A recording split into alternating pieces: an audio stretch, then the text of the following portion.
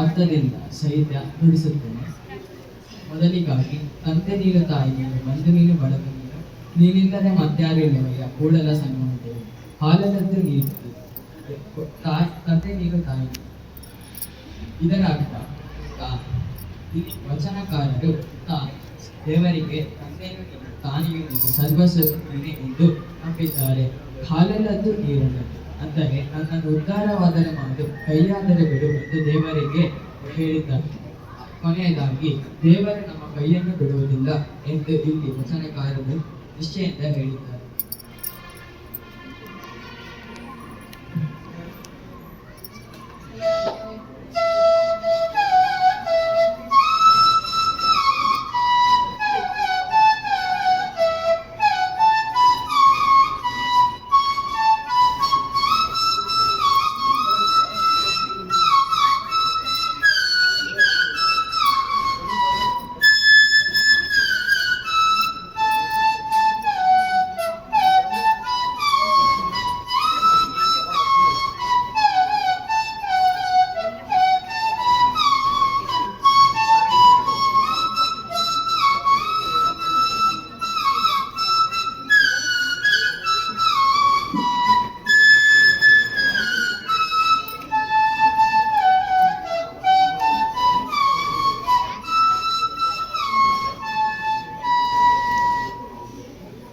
ಮುಂದಿನ ವಚನ.